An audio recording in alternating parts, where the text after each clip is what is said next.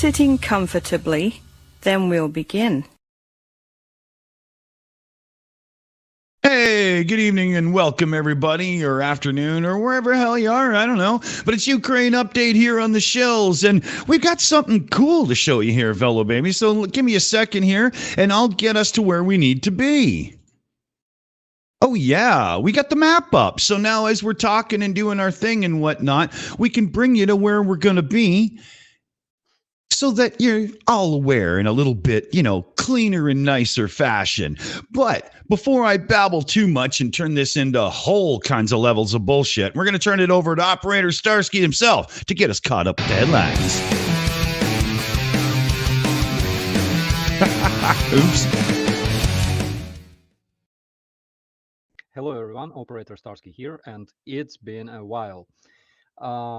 So we have a couple updates from our beautiful country, and first of all, I would like to inform you that you probably saw that video where Russian terrorists shot the POW after he said Slava Ukraini, and we know that this man was identified, and his name is Alexander Matsievsky.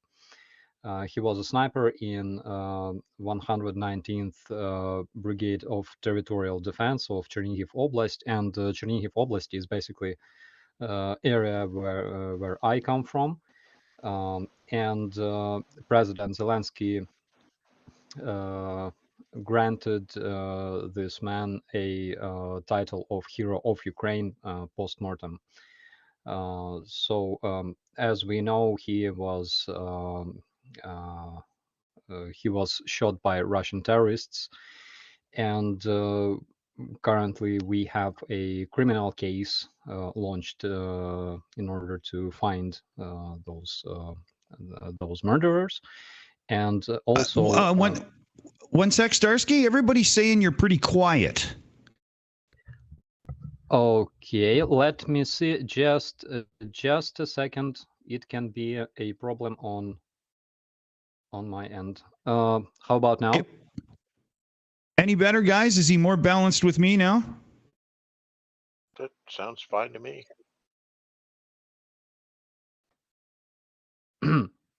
Maybe it's because I didn't have breakfast today, so. I put a compressor on the audio as well, so it should balance it out. So yeah, I think you're good to go here, buddy. Sorry about that. All right. So other news is that India, it's not confirmed yet, but we still have to wait for the confirmation. But we know that India actually decided to join sanctions against Russian oil, Russian energy resources. And it's non-official information though, but Bloomberg received the info from some sources close to the Indian government that say that they talked to different institutions and companies and member of their government, and they asked them to keep the recommended prices for the Russian oil. And basically the Indian government didn't comment on this officially, but if this news if this update is legit, then it's very important, because Russians will receive a big backstab basically from Indians, which is awesome, which is great. Currently, the most let's say the most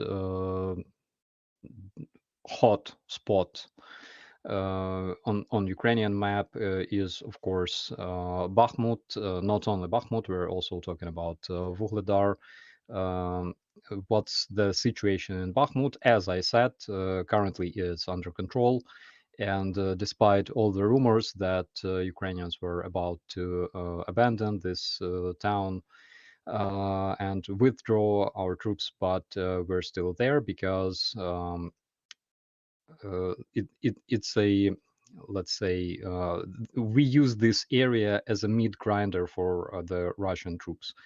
In the past 24 hours, they lost almost 1,000 men.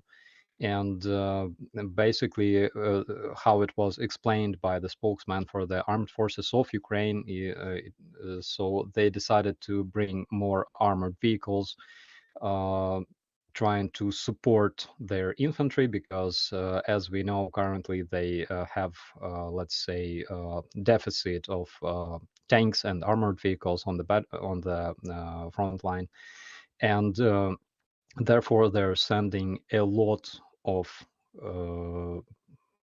not supported infantry into attacks, and they're losing a lot of men. So yesterday they decided to perform another attack, this time with support using their tanks and BTRs, and they sent multiple waves of their infantry towards our positions in Bakhmut, and it was a good opportunity for Ukrainian armed forces to use all kinds of their anti-tank equipment and weaponry that they had there.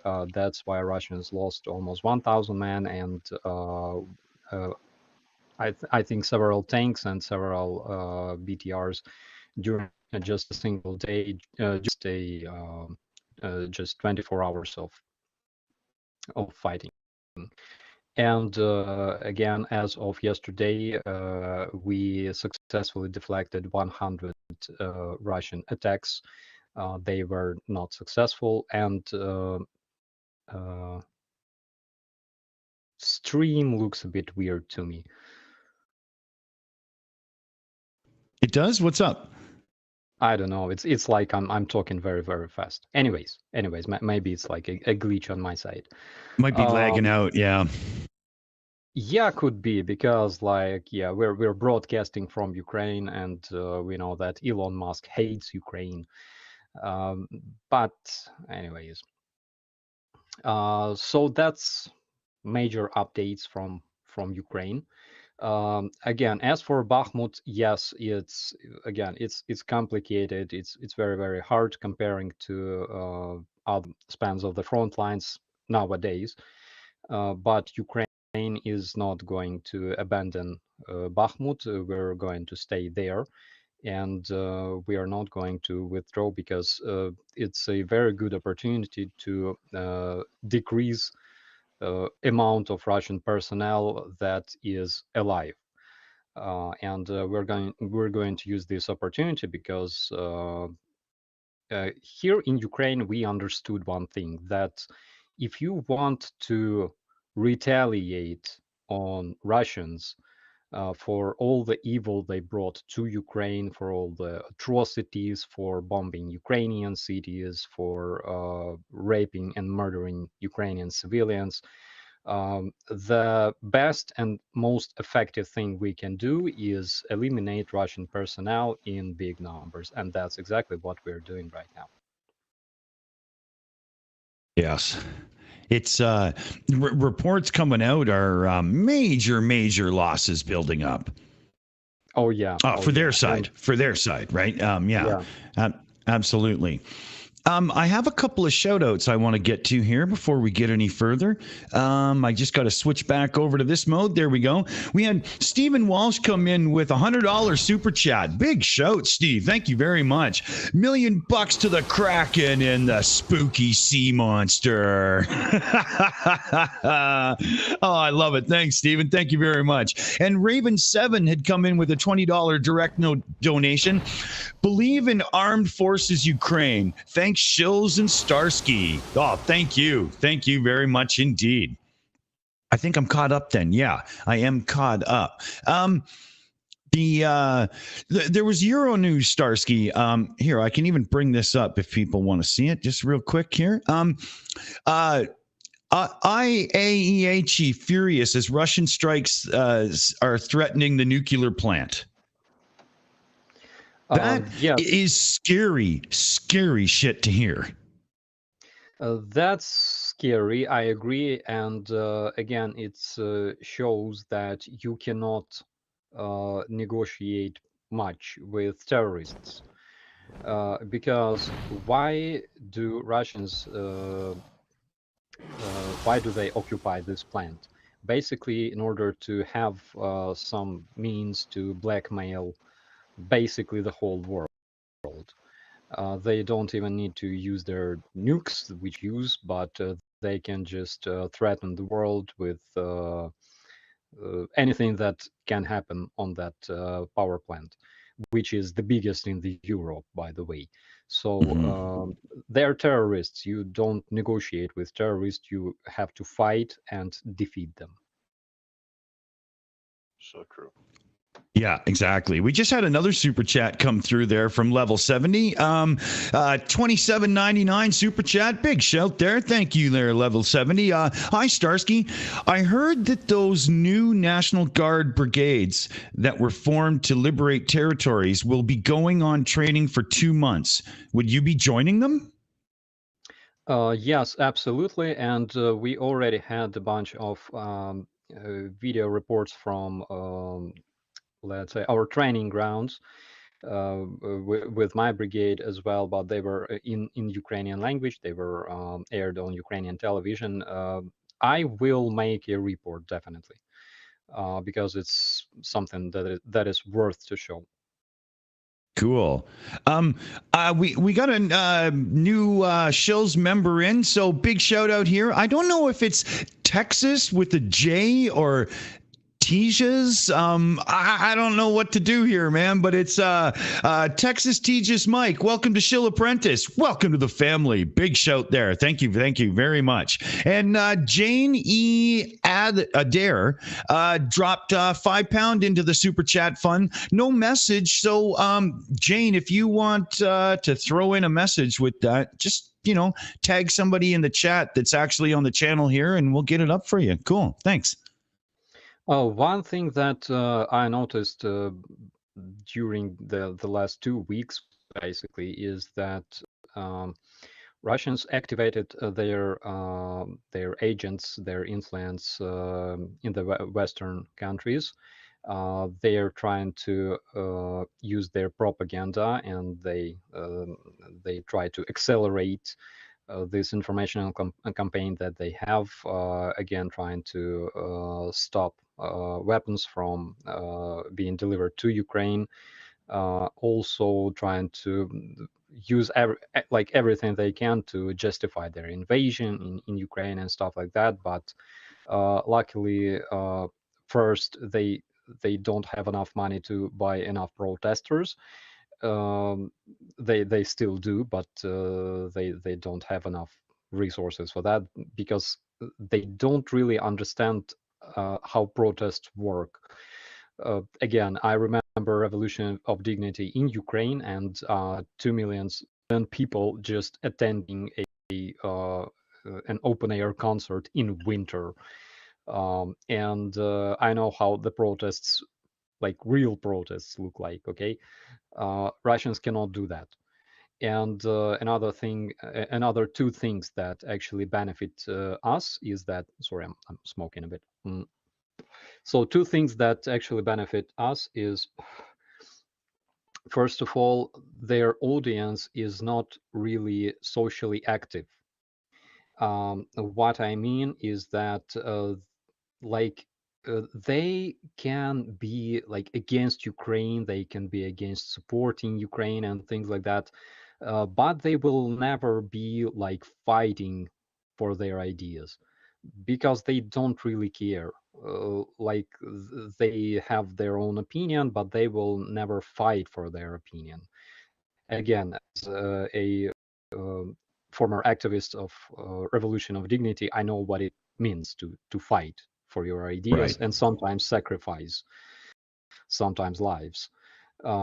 So they won't be really fighting for that, and at some point they will be like, the hell with that, like I have more important things to do. And another thing is, we have multiple reports starting from I think last week, that again, the problem with those reports is that they are basically like rumors. I don't really like spreading rumors, and sometimes I fail too, because sometimes I find some interesting information, and without checking it properly, I post it straight away, and then people start telling me like, dude, like it's a fake. I've been there, especially on a Twitter, where people are very, very active in terms of fact checking. So sometimes I learn from there as well. But again, it's not like I'm trying to. I don't want that those rumors, because they're rumors, to give us hope or something like that. But it's just information to consider.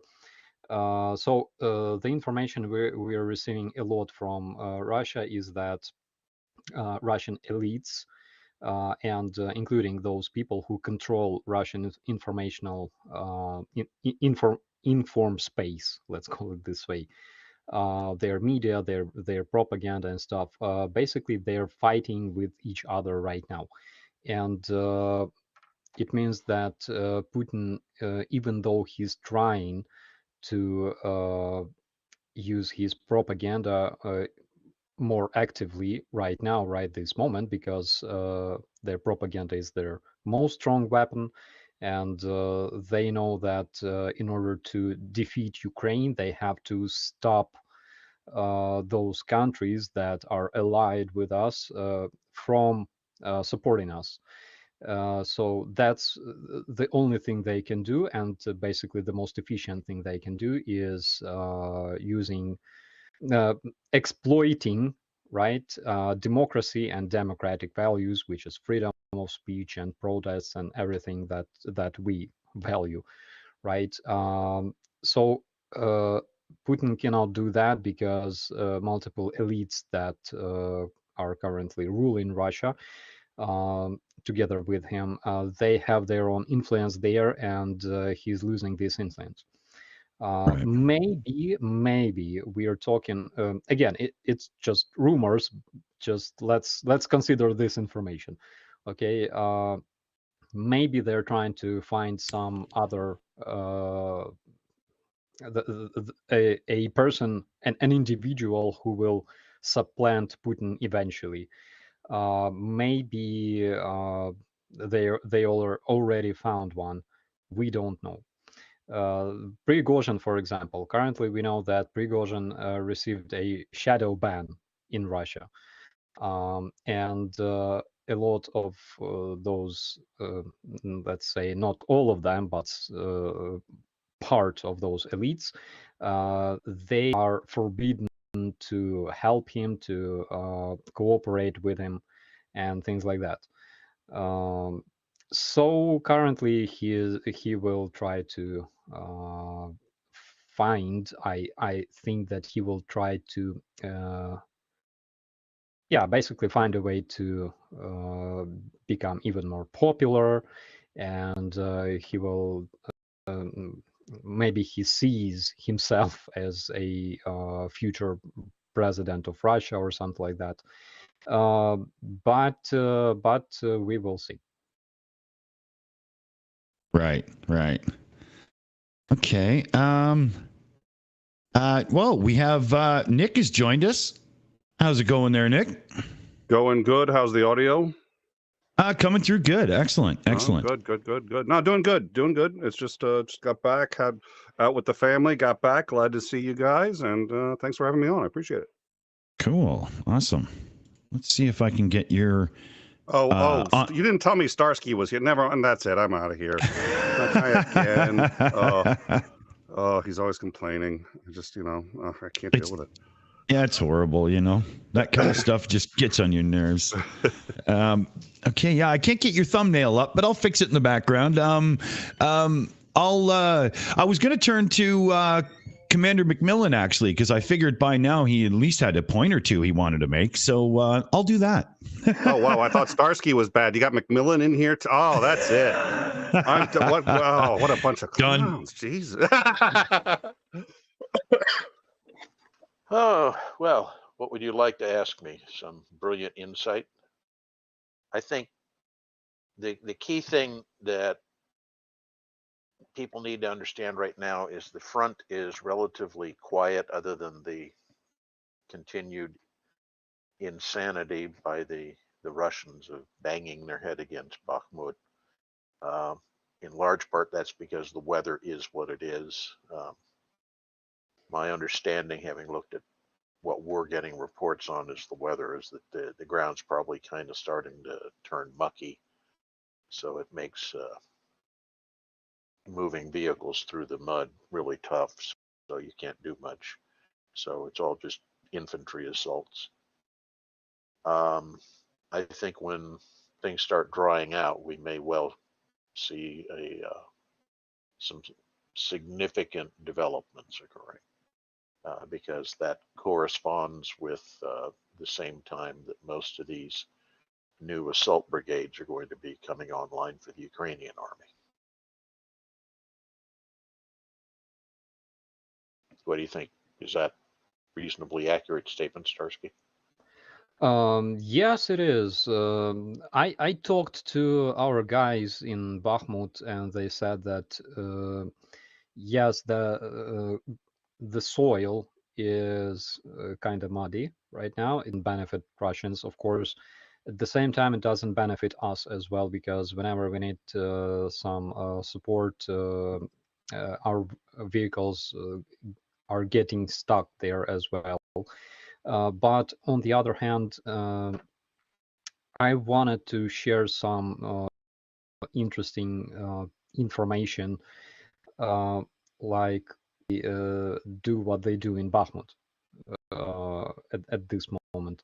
So they tried to simulate early in this attack. They tried to simulate this huge offensive towards Vuhledar, right? And they failed big time. That like multiple Russian columns got wasted there completely, and then they tried to concentrate more troops on Bakhmut, and they're trying to stretch our defense forces as much as they can.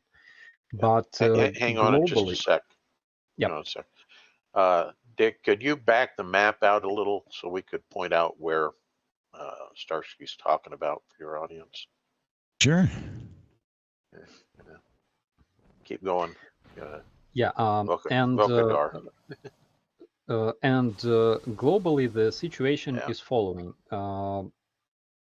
Russians realize that Bakhmut is basically taking Bakhmut is the only thing they can do to keep this war running, because after our brigades that are being formed in the National Guard, after they are trained and prepared and ready to go, they will have a hard time. We will have multiple, let's say, directions of our attack, and this time we will be stretching Russian defense. That's what we anticipate, because first of all, the Russian Kerch Bridge, it cannot function. They cannot move troops, and I mean big numbers of troops, between Crimea and Donbass, occupied Donbass. The railway cannot support movement of heavy vehicles like tanks. Also, the automobile part of this bridge cannot support moving like heavy stuff, like their armored vehicles and tanks. And that's why the only way they can deliver their troops is through this, basically by land, between Crimea and Donbass, through Mariupol, let's say. So in case we start striking them at Crimea, they will not be capable of reinforcements to Crimea, which is basically it's a very interesting fact. So I would like to know your opinion on how this war will look like this year. Well, I think that what you're going to be seeing is, as I said, when the ground dries out, which historically happens usually in early May. I think when that happens, we're going to see Ukrainian army launch at least one, probably two major offensive efforts. I'm not sure that attacking into Crimea is the best course. I see what you're saying, and I agree with you that trying to support and supply the forces in Crimea becomes really difficult for them. But at the same time, the landward approaches are very narrow, so it makes it easy for them to defend that area. And also Sevastopol itself, which is the prize of the Crimea, is really tough to take. It's still got old fortifications and such that are there that can be used, and it took the Germans a major part of their starting offensive efforts in 1942 to take Sevastopol, and I think it would be risky for the Ukrainian army to get involved in that kind of attritional siege warfare, because you'd be doing effectively what we see the Russians doing at Bakhmut right now. I'm not saying it's not a possibility, but I don't think it's the optimal plan. Well, and there's 3.8 million civilians in Crimea, if I recall, as well. So you've got the additional problem of if you cut off supplies for the Russians, you have to be very careful, because the Russians will start cannibalizing the supplies for the civilians, and this includes food and water. So you could end up with a humanitarian crisis very quickly. So while Crimea is almost an ideal situation for Ukraine, because it's like that's where they're staging from. If you cut off Crimea, you are stabbing at the heart of the Russian attack. But the problem is it's a largely civilian territory. Is that roughly accurate? Yeah. It's true, and currently a lot of people are running away from Crimea. They're leaving towards Russia mostly. I think as soon as Ukrainian attack towards Crimea starts, it will be too late to use Crimean Bridge, because it will be completely useless. And as we've seen, you guys are pretty good at saying, no, you're not going to be resupplying by sea either. Yeah. And I'm not sure if you would finish Starsky's question, because I do want to like what you see the rest of the war for the year going. And then I have a question that was in the live chat that I thought was worth asking both of you gentlemen, but I want to make sure that Canary, you got a chance to finish yours. I think there are two other that, to me at least, look like very attractive options. The first is to drive south from I can't remember the name of the city, Zukadar, and head for the Azov Sea coast. And the other one is the salients that the Russians have punched through in the attempt to encircle Bakhmut are fairly exposed, and I think attacking to sever the base of those salients could net you a pocket of, several thousand, if not more, Russians in each of them. So I think those may be more likely targets for any kind of offensive. I'm sure the Ukrainian High Command and the Russian High Commands have both looked at this and can see these same things. There was a question in the live chat, and I think it was directed at both of you. What do you guys think about the two new weapons that Russia has deployed? I'm assuming one of them is the hypersonic missile. This missile's been, we've been terrified about it in the U.S. We were talking when China got it. This missile that can go so fast, it apparently can't get shot down. And a lot of people. So is this really as terrifying as we've been told? And I don't know what the other weapon is. But anyways, the live chat was asking, what do you guys think about the deployment of the 2 new Russian weapons? I'm assuming one is the hypersonic missile. So what's the deal? The other one must be the inflatable Armata tank. Yeah, the inflatable Armata tanks. Well, it worked well for the Allies in World War II to create a whole fictitious army group that kept the Germans from committing their reserves for a couple of weeks when we landed at Normandy. True. Excuse me. I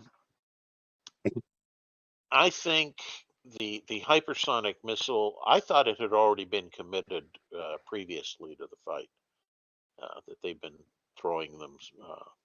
They don't have that many in the inventory and to begin with, and they've been throwing them for some months now with this ongoing, terror bombardment campaign. So I'm not sure how many they have left. I think it's noteworthy that they did fire off a volley of like 6 or 8 of them a couple days ago. So I think they're getting increasingly desperate to try to turn the tide by doing, the bombardment, making it more horrific, and hoping that will exert pressure on the Ukrainian political side to come to terms. I don't think that's ever going to happen, but that's the fallacy of terror bombardment, that supposedly it will compel the other side to give up, and historically it has never accomplished that. According to our estimations, they had around 30 of those missiles only, not even 300. Really? Around 30 missiles, and yes, they were using some of them already. From my experience, I can tell you that this bastard is loud, because when it explodes in Kiev, I can hear it in Hostomel.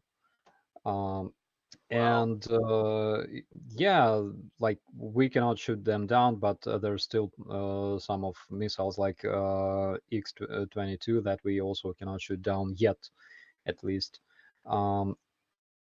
So the thing is that it's not enough to win this war. Yes, they have some weapons that we cannot counter yet. Of course, whenever there's air alert, we're taking cover, we're going to shelters and things like that. That's why we will avoid casualties among civilians. But they will not change much. They need like 2,000 of those missiles in order to change at least something, but they don't have those.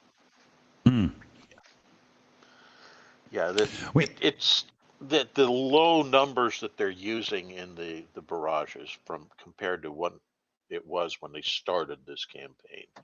I think the initial couple of times they sent barrages, and it was like over 100 missiles in them.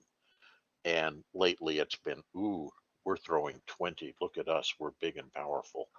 And it almost has devolved to the point of being harassment rather than an actual bombing campaign. Yes, again, what's their target?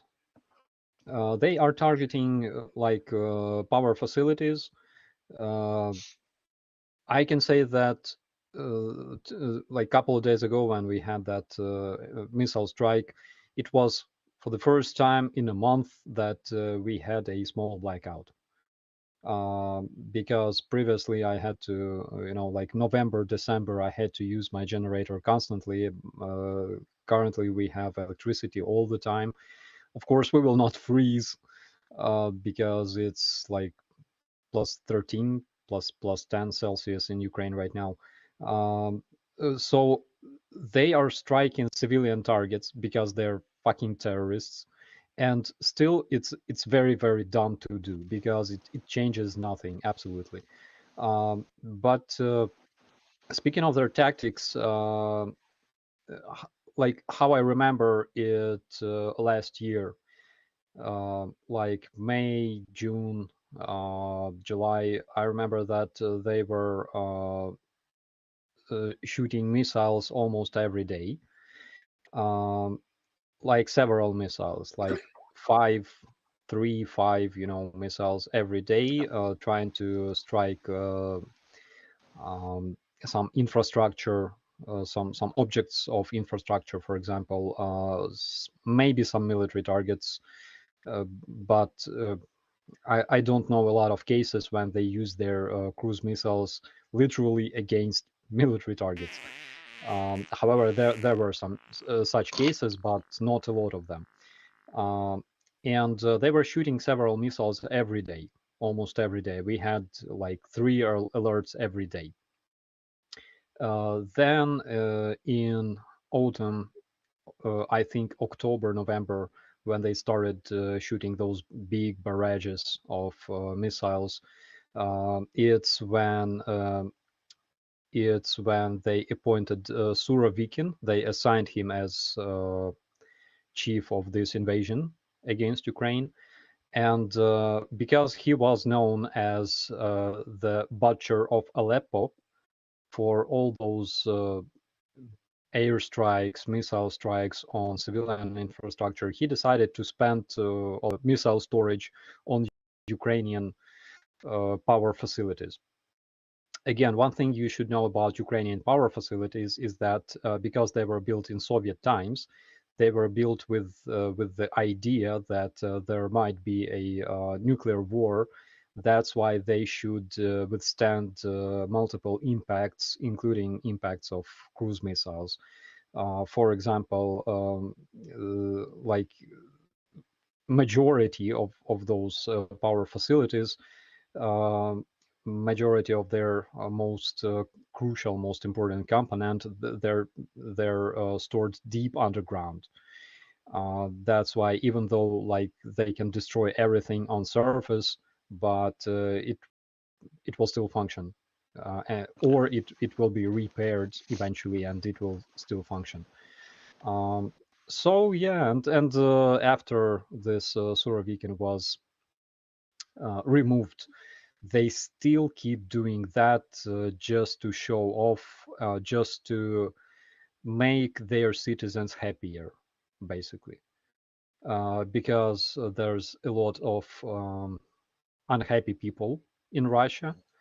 They receive like plastic bags, remains of their husbands and brothers and children, and they're very, very unhappy. That's why Putin literally strikes Ukraine with missiles to make his civilians a bit more happier, Well, I'll point out, I understand why you call them terrorists. And the first time you called them terrorists, I was sort of sitting there going like, isn't that maybe a little hyperbole? And you convinced me very quickly that you're right. But I am now going to disagree with you. And I still think you should call them terrorists, because if you say anything else, it's going to sound like hyperbole.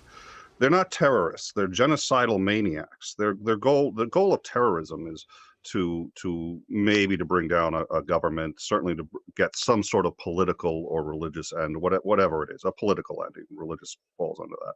I don't think they want I don't think they have political aspirations for Ukraine. I don't think they want Ukraine to surrender. I think they want to wipe Ukraine off the face of the map, and not just the country, but the culture, the people, the whole 9 yards. That's worse than terrorism. They don't want Ukraine under their boot. They want to wipe it off the face of the map. And it's this kind of zealotry that is terrifying, because by the way, once it's not Ukraine, it's going to be somebody else. And you had the same problem with Germany in the late 1930s. Okay, they're not coming after huge swaths of the population. They're only going after Jews, atheists, homosexuals, anybody who's quote on the fringes. But once they weren't going to stop there. Auschwitz was a permanent facility, as was all the ones they were building.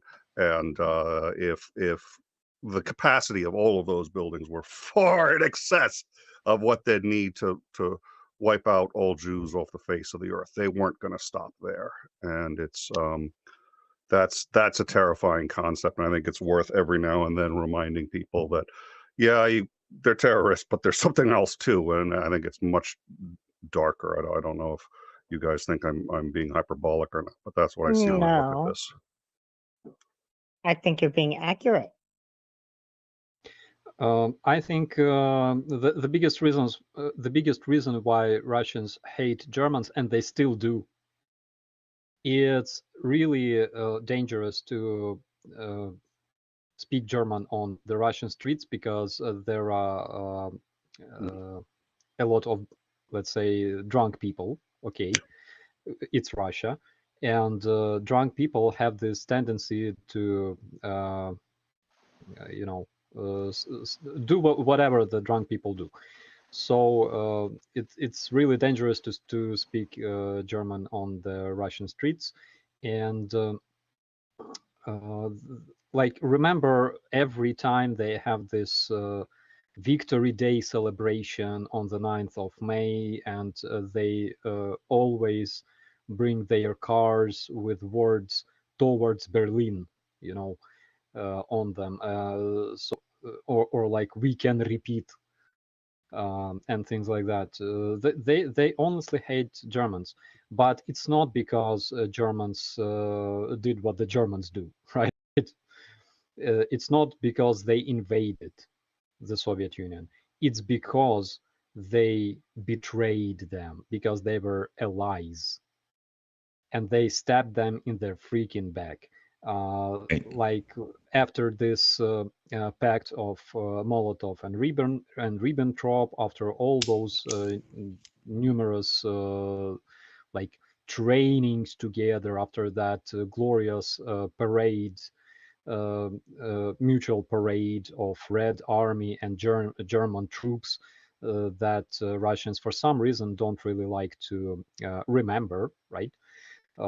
Basically, it's dangerous to talk about it in Russia, but all the pictures are out there in Google. Why they hate Germans so much is because they betrayed them. They betrayed their ally. Quick story, somewhat. Yeah, that's absolutely right. And Stalin never recovered emotionally. As bestie Hitler betrayed him. I mean, that's a you can look into that. That's a whole long psychological analysis of how Stalin reacted. And at first he was in denial. He's like, he's not invading us. It's a mistake. He calls up Hitler and says, your guys are invading. Hitler's like, oh, it was just a general taking. Don't worry. And for 2 weeks, Stalin was just in complete denial about the fact they were being invaded. But there was a great story. Adam McMillan knows this one. It was just to give you some insight into, and I'm sure there's super chats, so I'll shut up after this. But they enacted Russia, just to give you an idea for how bad drinking is in Russia. And there are a lot of actually really good reasons why it's as bad as it is.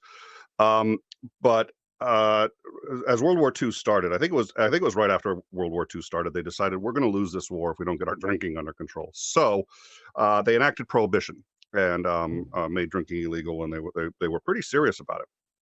And on a completely unrelated note, apparently unrelated, their planes started crashing, especially on landing. Their planes would come in for a landing and crash, and nobody had any idea why this was happening. So finally, they're trying to figure it out. And finally, they found the problem, which was that the mechanics were so desperate for alcohol, they were drinking it from the brake lines of the planes. I mean, literally drinking alcohol from the brake lines of the planes and then putting the lines back, but they didn't have any fluid left for the brakes to work. Yep. So the planes were crashing. So they had to repeal prohibition or they'd lose the war. That's how bad it is. True. So true. Well, the smoking causes spontaneous Russian combustion, right? Yeah, I remember my grandpa told my dad basically a lot of stories about those days. My grandpa was 18 years old when he did the army. It was 1945, the last year of this war, and he was a tank commander. So he told me about, he told my dad, me too sometimes, a lot of stories about those days, and he said that the assault battalions, those guys were drinking constantly. My grandpa was 100% sober all his life after what he saw there, but he said those guys were drinking constantly because the amount of time a tank of an assault battalion lived in about something between 4 and 7 minutes. And he said sometimes people will just go into battle and like never return, but before that they would have a drink and say one interesting moment. So because my grandpa was from a village, he was a rural person. He knew how to prepare pigs. So first of all, he knew how to make them, how to turn them into meat. Okay. And in Ukrainian villages, such people, they were very valuable. Because pig is a big animal, and there were some special people who knew how to prepare. And of course, he could cook very well, and he would cook like barbecue for guys that would go into battle and never return, and other guys would have to eat that barbecue. It was nasty, and he finished this war approximately 1 month before it actually finished, because he was hit. His tank was hit. I believe it was near Königsberg, but I may be wrong. So his tank was hit, but it was hit not by an explosive shell, exploding shell, but by just like not sure how you call them. Basically, big bullet. Okay. Yeah, it's an anti-tank round. Yeah. So they were hit. His gunner died, and my grandpa went unconscious. Again, he was like 18 years old. He went unconscious because of this enormous strike.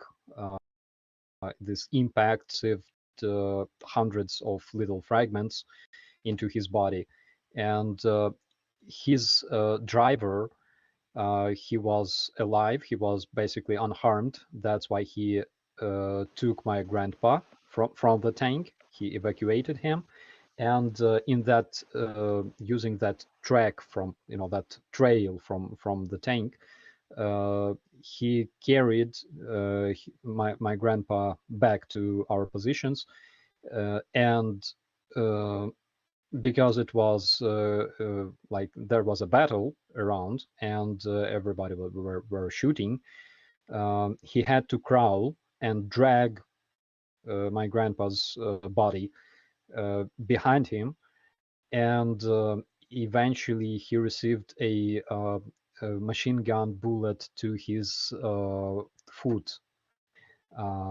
But nevertheless, he brought my grandpa to the hospital, and in that field hospital, he got operated. He received a surgery without anesthesia, and it was a crazy story. So his arm almost didn't function because it was nearly torn away. And the surgeon, he said that we will have to amputate this arm. And my grandpa, again, because he's 18 years old and he comes from a rural area, he said, first of all, I'm not gonna let you amputate my arm because, first of all, I'm not getting married without an arm. Nobody's gonna take me as a husband. Of course, we always think about chicks, right? No matter where we are. And he said, I will not be able to work in the field without an arm. And the sergeant said, like, shut the fuck up. I don't care what you think, but I have to amputate your arm because you will die, and your arm will just hang like dead piece of your body that you don't need. My grandpa took his handgun, pointed at surgeon, and said, "You're not amputating my arm." Wow. And he's like, "Okay, as you say." So he did what he could do. He removed majority of fragments, majority of tissues that were hurt, basically, and could not be repaired. And he did that. He did all that without anesthetics. I think my grandpa received some of that spirit, some of alcohol, but again, it's not anesthetics. He basically felt everything. And Wow. Passed out. for as long as I remember, my grandpa, he after that case, his pain limit was very, very low. You know, he was always afraid of pain. Right. Yeah, because like I cannot imagine that moment. But doubt. his arm was partially functioning after that, including some of his fingers on his arm. Still, he had a lot of fragments, like in his head, bones, like everywhere. I saw his X-rays, and they were like, you know, like a star sky. It was horrible. Holy man. That is grit. You know, that is tough to the bone. I've got a couple of super chats and shout outs here. I'll run through quick and see if we can't get ourselves all caught up. Now, where do I start with? Okay. I wasn't even sure anymore. So we have Stephen Walsh donated $10 through Super Chat. Hey, Starsky, have you ever seen a B-52 bomber in person? I like the Balls 8 in front of the Edwards Air Force Base. Any comment about the Baltic bomber practice? I don't think I can comment Baltic bomber practice much, but I can tell you this: I can trade my kidney to become a pilot of B-52.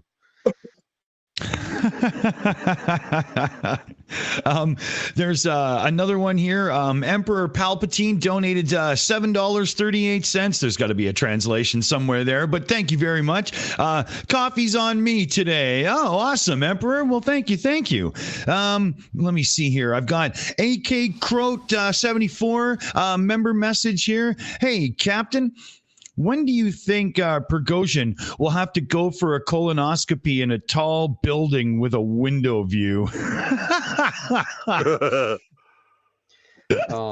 I think it may happen, but you see, currently he's too public, and the longer this war continues, the more problems Putin has every day, and there are more important problems than Prigozhin, basically.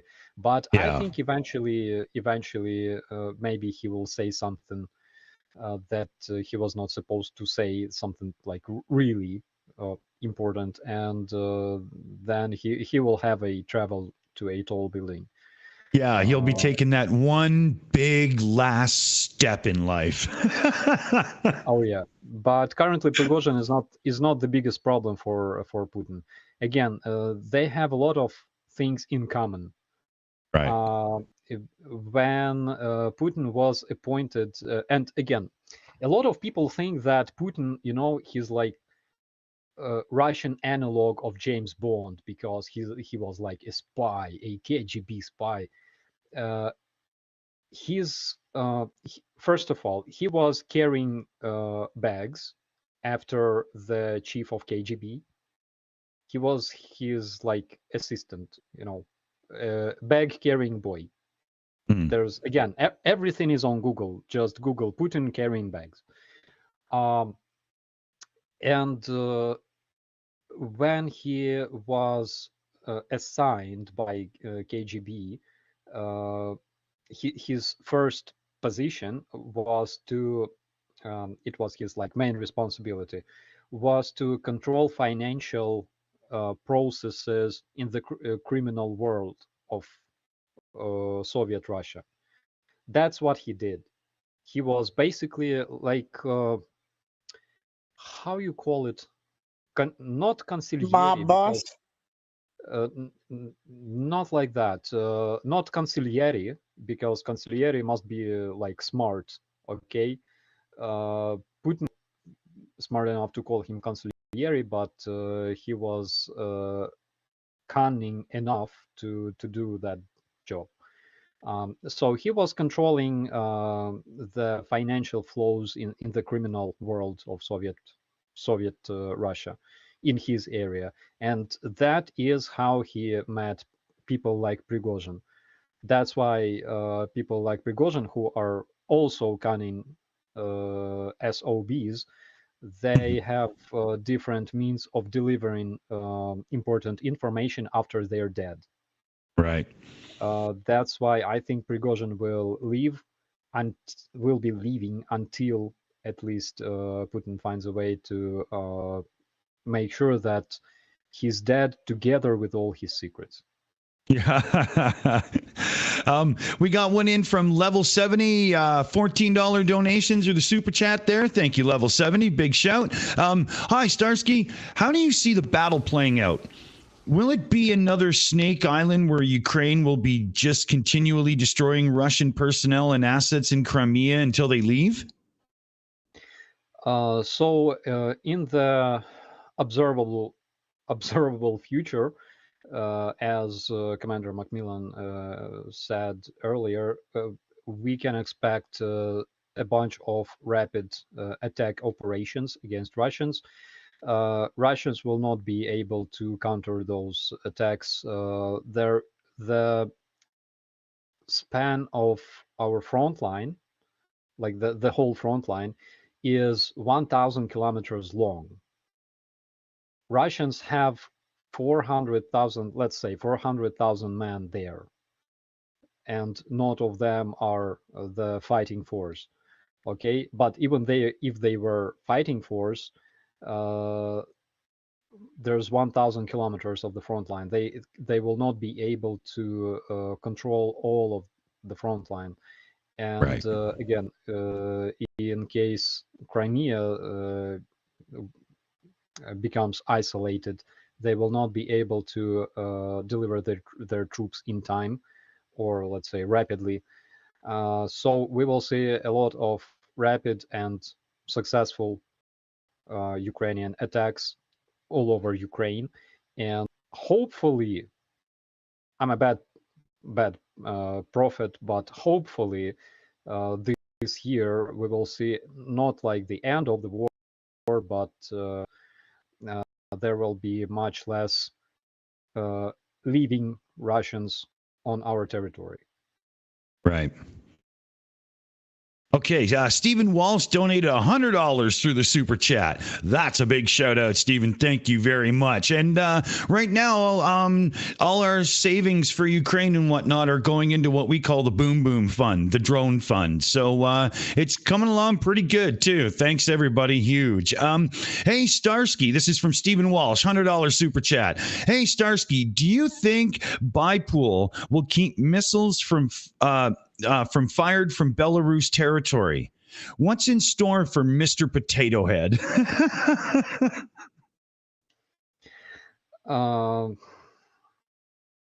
They keep firing their missiles from Belarusian territory as well as their drones. Every single time there is an air alert in Kiev or Kiev Oblast because of those Shahed drones, it's because they're coming from Belarus. So they will keep using Belarusian territory as their foothold. And we don't see any tendencies that would tell us that it's gonna change, because they keep bringing their S-300 and S-400 anti-air systems there. And also, the last time Kiev was hit by S-400 missiles, those were launched from Belarus. Again, those bastards are loud. I tell you that. I heard them from Hostomel, basically, when they landed in Kiev. Mm. Okay. Raven7 donated $20 through the donation there. And it's a beautiful message. Boom, boom, with a big explosion. So, yeah, I know exactly where that's going, Raven. Awesome. Thank you. Thank you. And then, hi, Shay. I see. How the hell do I say that? Hey, donated $10 into the direct donation fund there. So thank you very much. Somebody's going to tell me how to say this properly. It happens every time. I get a lot of that. Starsky, wouldn't you get more bang for the ruble if drones dropped incendiary or cluster bombs on Russia? Stands military. On Russia's stands military airfields. Keep the bald head, LOW. Slava freedom. Okay, good question. Cool, thanks. Yeah. So the cotton, as we used to call it here, is currently a very, very popular thing in Russia, and I think last week we saw a bunch of cotton on Russian airfields in Russian Bryansk People's Republic, Kursk People's Republic, that allegedly is fighting against Bryansk People's Republic. And we expect that we will see this cotton running, that we will see Cotton Cutie visiting different Russian cities, of course, and things like that. One thing that, one thing that caught my attention is the reason why Russians don't give a slightest damn about striking civilian targets in Ukraine, like cities, like civilian infrastructure and things like that, is because they know that they feel that they are strong. They feel that they can do that. They think that they can do that without being punished yet. And they don't give a smallest damn about like the reaction of the civilized world. Absolutely. Every time they strike Ukrainian cities, we publish the reports, and all of those reports go straight to the United Nations, to the International Criminal Court. Again, the chief prosecutor of the International Criminal Court said that he already received plenty of materials. I think that around 70,000 cases regarding Russian atrocities in Ukraine, regarding all of those strikes on civilian targets, and he still received no response from Russians because they don't care. They do what they do, and the reason they do what they do is because they're terrorists. I'm not underrating them this time, Nick. I'm just being naturally polite. No. Yes. Well, and as I think you have to. You don't have the luxury of when you talk, people are going to question your motives because you're directly involved. Of course, you think, and it's like I'm not. I honestly, in one way or another, have no duck in this fight either way. I'm voting for the people who are right and against the people who are wrong. And here it's really crystal clear, and it's clear for a number of very specific reasons. I have a greater luxury to speak my mind than you do when it comes to this. So So when you say terrorist, I'm going to cut you off and say, "Oh, come on, we both know that ain't true." But we both know it's worse than that. But yeah, I have a greater luxury than you do. I'd like to point something out. One of the reasons that the Russians don't seem to give a damn about how many civilians they're killing is because they're not losing any of their own civilians to return fire. In other words, the Ukrainians really aren't targeting civilian infrastructure, schools, hospitals, apartment buildings, what have you, inside Russia. So the Russians can feel this smug sense of superiority of, hey, we're not being hurt. Who cares what happens to them? I think if there were a little bit of prid quo quo going on here, you'd see a lot more hesitation in what's going on. To clarify, you're not suggesting that there should be more, just pointing out that the fact that there isn't is giving them leeway. Yes, and I think Ukraine's lack of a commensurate response is actually the proper way of dealing with this, because every time one of those Russian missiles kills innocent civilians, it loses them credibility and support on the international and diplomatic stage. Conversely, every time the Ukrainians don't do it, it's building up tiny increments of good feeling in the international world about these are civilized people. We want to support them. Well, and I think Ukraine. Oh, please.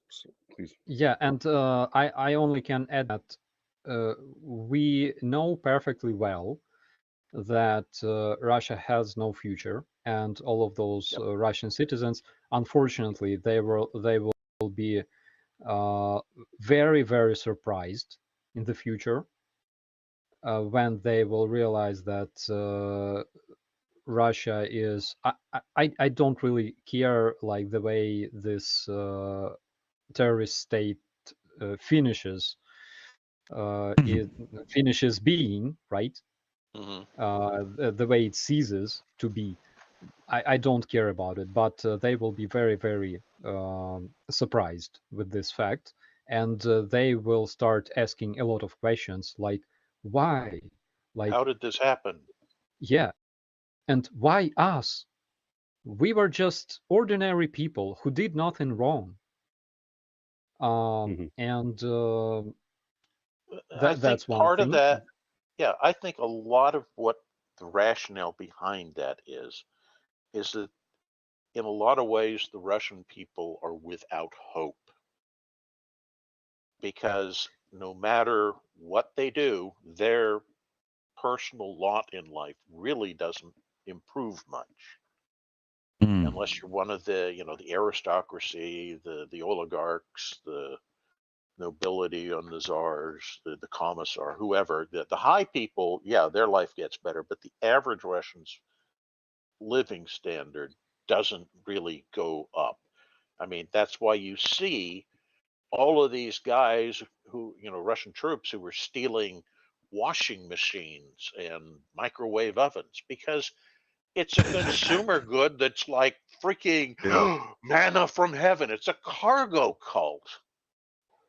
And I think that's the key, is that if this brings down the regime, what really needs to happen to ensure this doesn't reoccur in the future is to change the dynamic of how Russia is governed, not by having it this enormous bureaucratic ruling group that stays at the top perpetually, and instead turn it into something resembling a democracy that's responses to the needs of the people, so that they start seeing the returns of everything that they're producing, which they aren't getting now. Yeah, absolutely.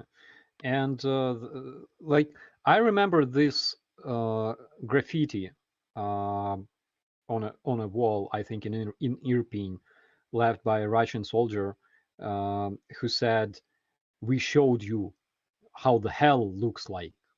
You know, when I read like Russia, when they talk about this topic of their inglorious defeat in Kiev, right, around Kiev, they don't consider it as their defeat.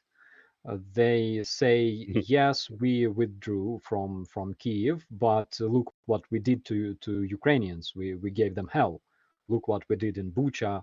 Look what we did in Hostomel. We arrived. We brought massive destruction. We raped multiple people and killed a lot of civilians and children. So Ukrainians will see what it means to mess with Russians, even though we lost approximately 10 times more people and had to retreat from there. Who cares? I wanted to Operators, just going one step. There was a parable going just one step back on Ukraine versus Russia. There's a parable. I guess it's a parable. It's not a. I don't know what it is, but during at Auschwitz, two Jewish men, and one of them comes upon the other. It's nighttime. They're trying to go to sleep, and one of them comes across the other, and he sees this man. He's on his knees praying, and he thinks that the man is praying, for them to be saved, to be rescued. Instead, he's thanking God. He just keeps thanking God, and he says, "Oh, look around you. Look what's happening. The world is coming to an end.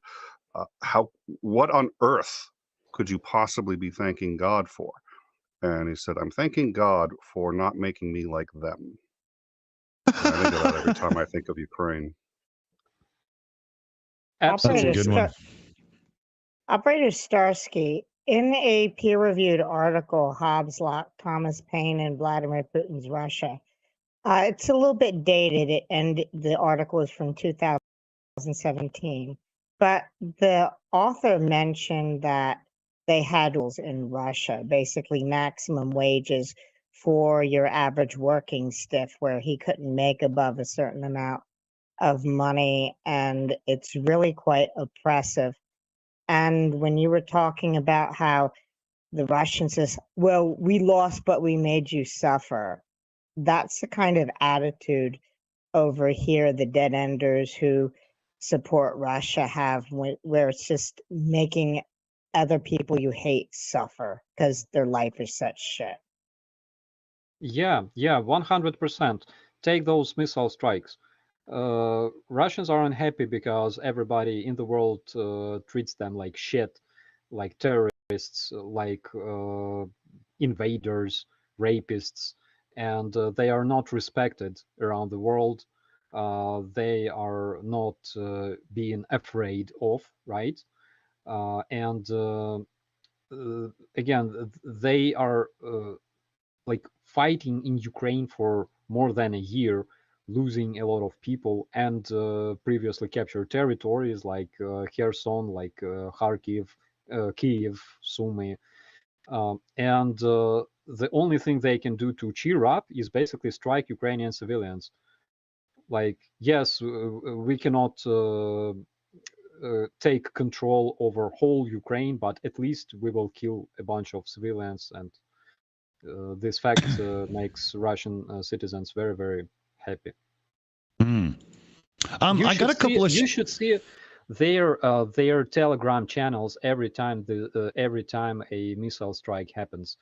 Oh my freaking god! They are celebrating every single time. Wow. I will try to bring those screenshots next time. There's just too many of them to translate. Crazy. But basically, they're so happy whenever such strike happens, and they're like, so like the craziest one was regarding like we are celebrating because Ukrainians are freezing. Guys, I gotta find those. It's easy because there's so many of them. Yeah. I got a couple of. One sec there, Commander. I got a couple of shout outs to do here. For some reason, the Streamlabs alert system missed these ones, but these are direct in donations towards the drone fund. So, now, I don't know if these are like people's real names, usernames, because nobody put YouTube username in the comment. Maybe I forgot to put that in the thing that comes up on the stream and whatnot. So I'm just going to say like Malcolm sent in $40. Ask Starsky to keep up his comedy sketches. So, I'll toss that in. There is why did it close them all? Mora, for $28, I don't want to do the whole name.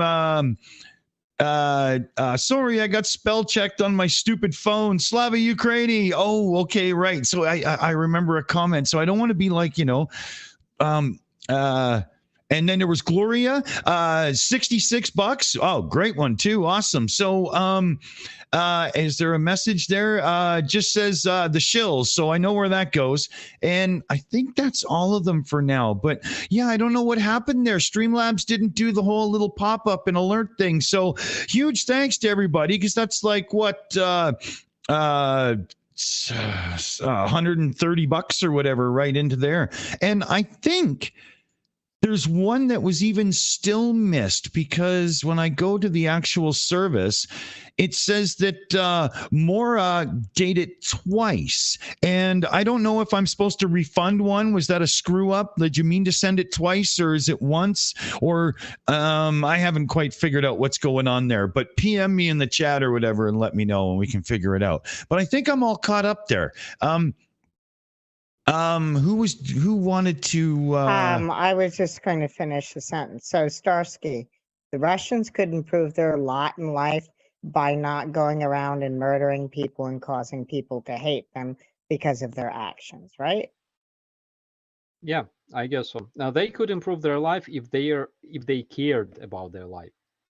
Because if you care about your life, you're fighting for what you need, right? If you need bigger salary, then you go on a protest action. If you have problems, if your kids are freezing in Altai in school, then you have to do something, right? They don't really care, and partially it's because they're afraid to do something, because they're afraid of oligarchs, they're afraid of authorities, numerous like secret police services and things like that. They are so much afraid of that, they prefer to just keep quiet. And that's another reason why we don't see so many like protests in Russia against this war, even though there are some. It's a fact. For example, my God, I forgot this freaking city. Wives of Russian mobiks, they were very, very angry because their mobiks called their wives and said that they're being sent to the attack. It actually was a very funny news title. They told their wives they were being sent into attacks without proper training, and in order to punish them, their command sent them into attack without a training.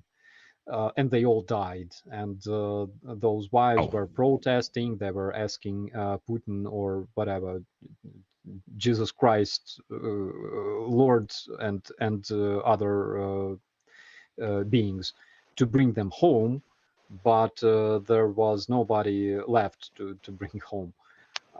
They're afraid of that. They're afraid to change anything in their lives, unlike Ukrainians. That's why we have better life, even though we had comparably lower salaries than Russians.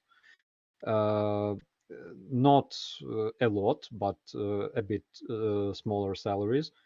But still, somehow we managed to have proper,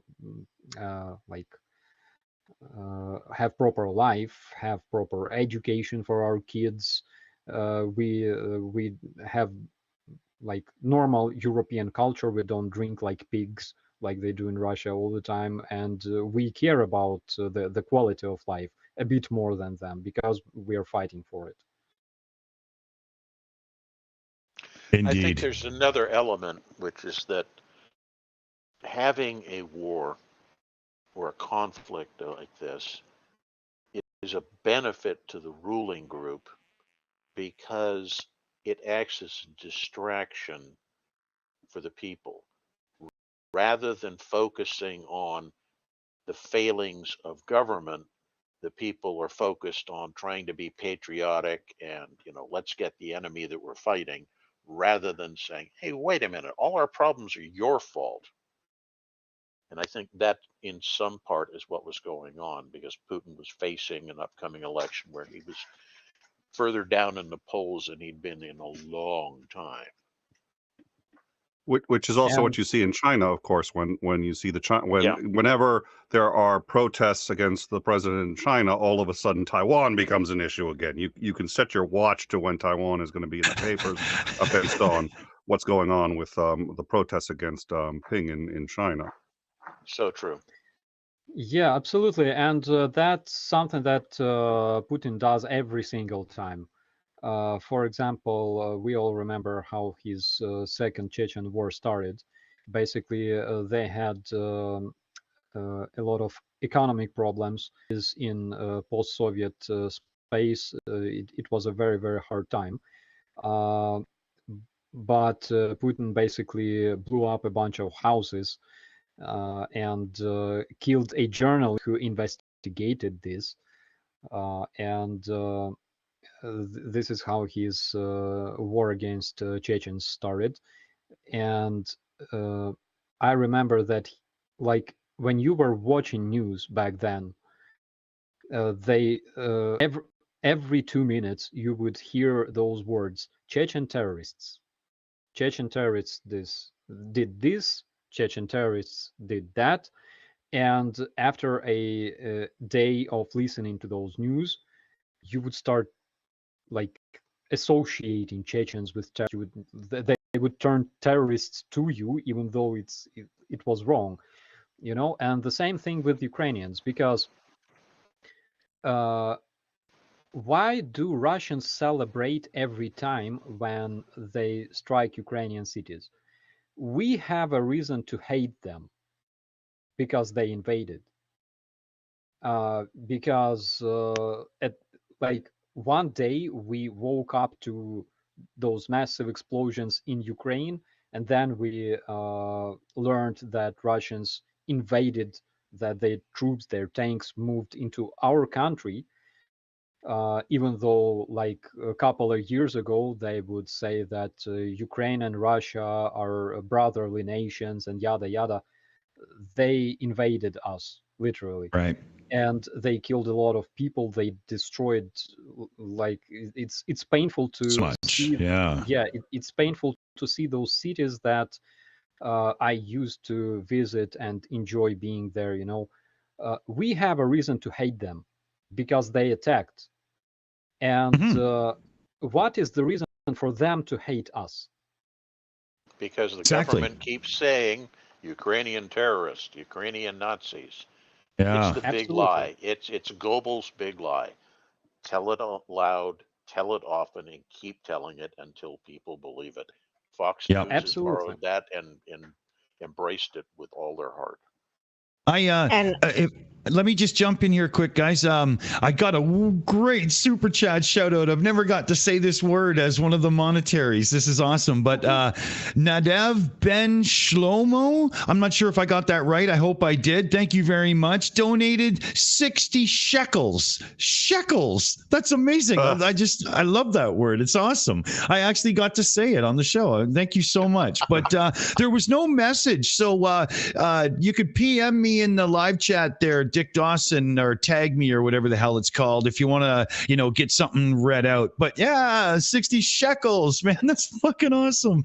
I don't know why. It just tickles me. I love it. Thank you. Thank you so much. And shalom from Ukraine. Awesome. That 401. Oh, sorry. Shalom Alechem Malake. I'm not going to sing it.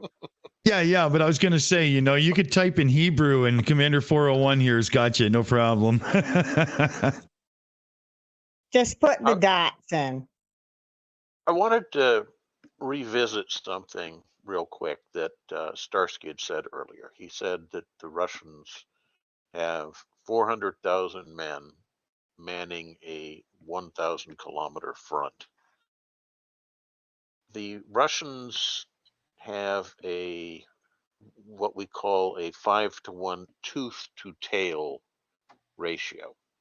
In other words, for every one guy driving a tank, shooting an artillery piece, carrying a gun at the front line, there are 5 men behind him who are supporting him with ammunition, food, taking care of the communications, the medical services, etc. Now, this is important because that 400,000 men, when you take that ratio and then divide it across the front line, basically means that for about every kilometer of front, they've got 10 guys. So what they've really done is concentrated the bulk of those troops in key areas like Bakhmut. And the other areas are very, very thinly held, which leaves them vulnerable.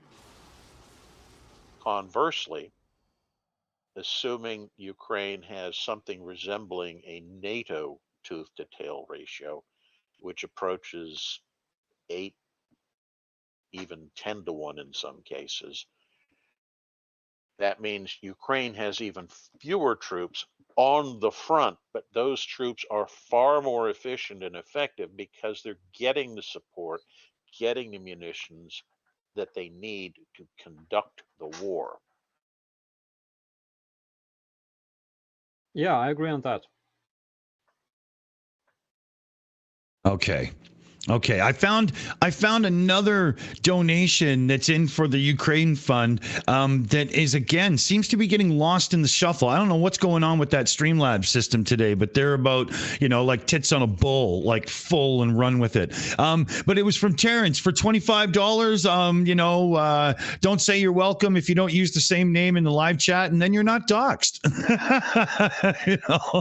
I don't really know what else to say, because this is the part of this whole thing when you've got things coming in direct, I'm going to end up seeing people's names and stuff. So I'm just trying my best to make sure I'm not screwing it up. But yes, cool. Thank you.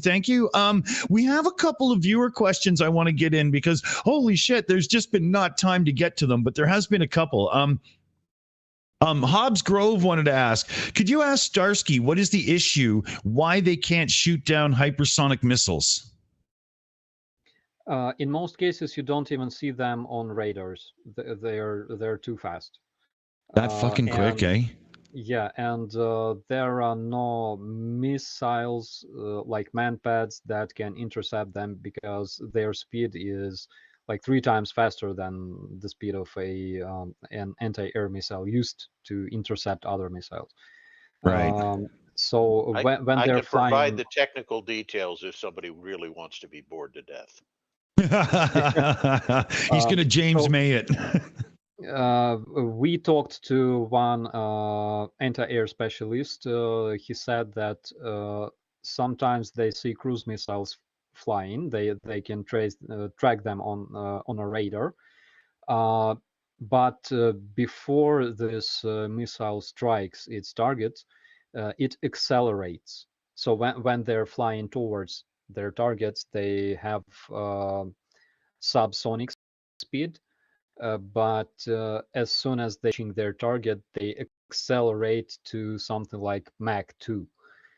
And I'm talking about their usual, their commonly used cruise missiles. And at that point, he said they literally disappear from radars. Wow, there was a direct donation in from Eric towards the whole Ukraine fund, $10 there. So thank you. Excellent. Thank you very much. Sorry there, Nick. Go ahead. Oh no, I was going to say, yeah, the change in velocity is another problem. It may not be the most significant one, but they're hard to hit because they actually do change velocity. And my understanding is at least the ones made by the U.S. can also change the direction they're coming from, so they can actually sort of like on a vertical axis, sort of like go that way. And they're right now there's no technology that we have that I'm aware of even in the works that can stop one of these things. And we have them too, by the way. We have them. China now, I think, has them. So the U.S., Russia, and China, all three have them. I think England may have them too. Mm. We're actually latecomers to the hypersonic missile world. Yeah. There are like laser cannons. They were developed years ago, and some of those were used. I saw like testing video from the U.S. Army. They tried to intercept mortar shells, incoming mortar shells, and not just one shell, but several shells fired at the same time, and that laser station that looked like a big projector, let's say, destroyed 3 targets at once. But I'm not sure. First of all, you cannot equip, you cannot even produce a lot of those laser weapons because they consume incredible amount of electricity, enormous amount, and like you have to use a nuclear reactor to power one. And that's why you will not see a lot of them on board of like ships and stuff like that. And another thing, because hypersonic missiles do great range at such speed, and the range of laser beam at this stage, at least at this current level of technology that humankind has, it's not very big. So it's effective, but not at a huge distances. Currently, hypersonic missiles cannot be intercepted, unfortunately. Right. Okay. I have a one shout out here to do because I don't think it got caught from earlier in the show, but there was a €5 donation into the Boom Boom Fund there from Antonio as well. So I want to make sure I've got that in. And then I've got Bellin donated $25. Happy hunting, Slava Ukraini. So big shout out there. Excellent. Thank you very, very much. We will make sure that goes into good use. And then we had Aaron Reese donated $4.99 through the Super Chat Fund. I'll be watching the news to see if this $5 send a Russian to early retirement. Oh yeah, that's definitely worth watching. All your donations donated to Ukrainian army help us make Russian invaders better people because they become good Russians. They do. And let's face it, there's a lot of need for good fertilizer for sunflowers. So, these donations really help in that way too.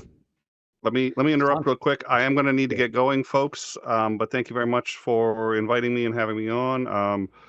Good to see you, Commander. Good to see you, Commander. I don't want to say 2.0 because that implies good to see you, Commanders, plural. Dick, good to see you. Starsky, as always, a genuine pleasure. Thank you all so much for having me on. So, all right. Look forward Take to care, buddy. you guys next week. Thanks for joining us. I think that in the upcoming year, sunflower seeds will be so damn cheap. I mean, I have no idea what to do with those amounts of sunflower seeds that we will have. Ukraine is already one of the world leading countries exporting like sunflower oil, from what I know. In the upcoming years, you will hate us for this oil because we will stuff this oil wherever we can. No idea what we should do something. There's like sunflower oil powered cars. Yes, exactly. So I talked to one guy who has like a hybrid car that uses this hybrid fuel, and he said that this fuel is based on the sunflower oil, and he says, like, I like my car very, very much because when I start it, it produces the smell. It smells exactly like, you know, your grandma's cakes. When grandma makes cakes, it smells exactly like that. So I think that we have a great future in this regard. I agree. There was a great question here from Who Dat Dragon, member of the Shills family as well. Thank you very much for your continued support around here. I heard today that Ukraine now has American anti-tank mines that can be delivered by artillery. The shell lands and somehow scatters the mines. Can anyone explain how this works? Thanks. FastCam. That's what it's called, FastCam. Really? Yep. It's an acronym. I can't remember what all the, but it's air scattered mines basically. The shell is fired. I don't know if they actually have it for artillery pieces, but they do have the rockets that come out of the HIMARS launchers that have this stuff, and it's got like 6 or 8 small mines in place of the regular warhead. And when it reaches the area that it wants to deploy the mines, the warhead basically opens up just like it would be a flechette round or whatever, and it drops them. And the mines have kind of little sensing pads, which also act as stabilizers, so that when it falls, it isn't, going to split open and smash when it hits the ground. And it deploys, and it just stays there, and the sensors are out, and it waits for somebody to come by and go boom. It's not like it digs itself into the ground. It's lying there, but it still requires you to get somebody to go out and try to clear this thing before you can send forces across that particular area. Right. Cool. Yeah, what an awesome thing. Also, if it's in the field somewhere, then it makes it very hard to see, basically, with the naked eye. So you have to use engineers and use more resources, more manpower to make sure that the area is clear. Sometimes they don't do that. We had Jan donated $26 into the Ukraine fund there. Jaga from Jan. That's a great one. Here, let me trigger the whole alert again. I forgot. There we go. Thank you, Jan. Thank you very much. Into the boom boom pile it goes. There was another question here I wanted to get to. We didn't get a lot of time for questions on this show, so I'm just trying to get a couple in here. Shayna Caldwell, new member. Operator Starsky, is the former American soldier who betrayed Ukraine real? The interview appeared on RT. If it appeared on RT, I think that there's 10% possibility that it can be real, because what Russian propaganda does is they use 10. Usually it's what I noticed. You should always divide by 10 or multiply by 10, so it's more or less correct. And usually they use 10% of truth, and rest is a plain bullshit. Like, I didn't see this report. I didn't see that interview with that soldier. I gotta check it out, because, like, we're talking about Russians that use propaganda as their main weapon. Yeah.